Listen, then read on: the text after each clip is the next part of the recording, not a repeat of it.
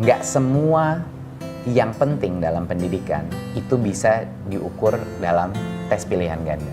Nadiem Anwar Makarim merupakan putra dari pasangan Nono Anwar Makarim dan Atika Al-Gadri, lahir di Singapura 4 Juli 1984. Adalah seorang pengusaha Indonesia yang saat ini menjabat sebagai Menteri Pendidikan dan Kebudayaan Indonesia pada Kabinet Indonesia Maju pemerintahan Presiden Joko Widodo Kiai Haji Ma'ruf Amin yang dilantik pada 23 Oktober 2019.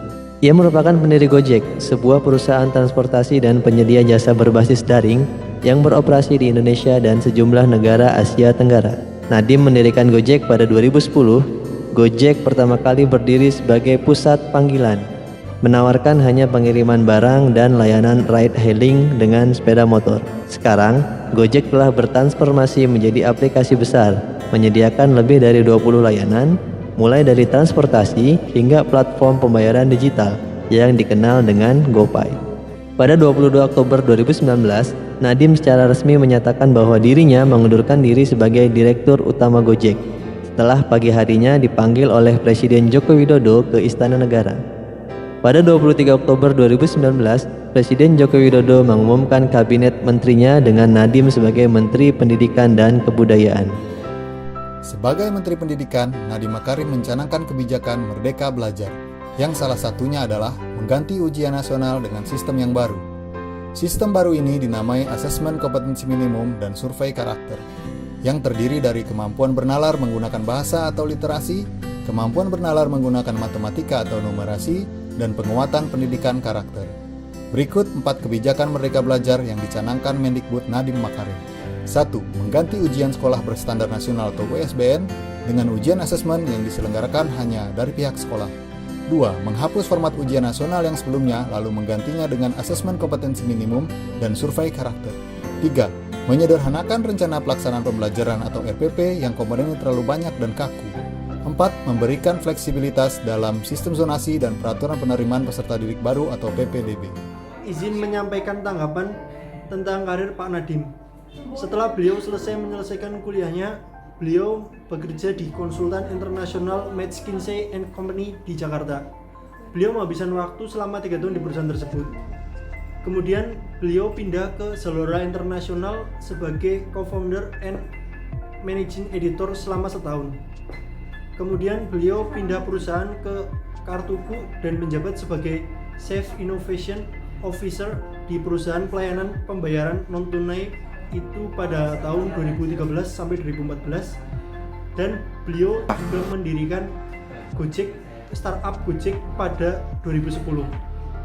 Dan menurut saya kesuksesan beliau adalah karena keberanian beliau dalam mencoba hal baru dalam setiap pengalaman hidupnya.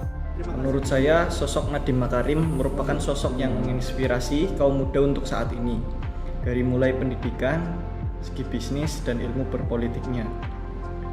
Dari mulai pendidikan, beliau yang berkuliah di salah satu universitas di Amerika serta di Harvard University Inggris.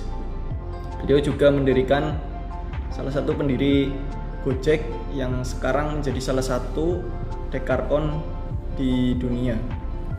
Beliau juga sekarang menjabat Menteri Pendidikan dan Kebudayaan pada era Pak Jokowi pada tahun 2019.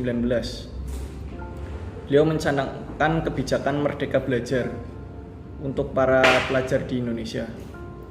Semoga apa yang beliau lakukan saat ini dapat menginspirasi kita semua untuk lebih maju ke depannya untuk Indonesia. Terima kasih. Menurut saya Pak Nadiem itu adalah sosok yang patut dicontoh oleh generasi muda saat ini.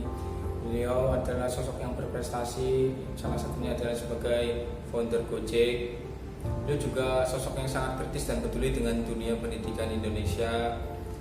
Semangat beliau dalam memajukan pendidikan Indonesia dituangkannya dalam berbagai macam kebijakan selama menjadi menteri. Di antaranya adalah digitalisasi sekolah, terus asesmen perubahan ujian nasional ke asesmen nasional, dan lain-lain.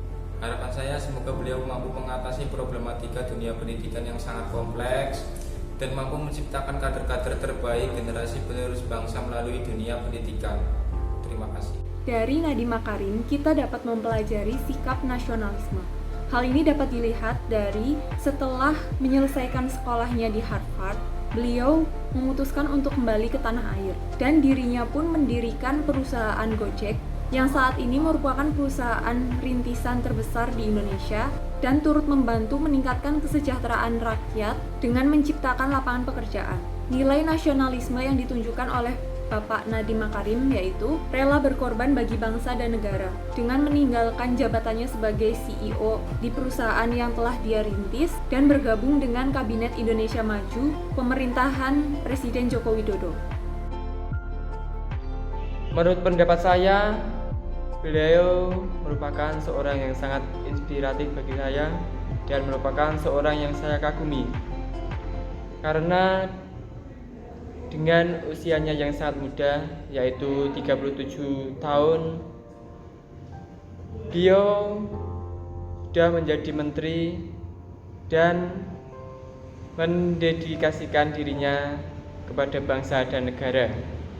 Terbukti pada tanggal 22 Oktober 2019, beliau rela melepaskan jabatannya sebagai Direktur Utama pada PT Gojek untuk memenuhi panggilan Presiden Joko Widodo dan menjabat sebagai seorang Menteri Pendidikan dan Kebudayaan di Indonesia.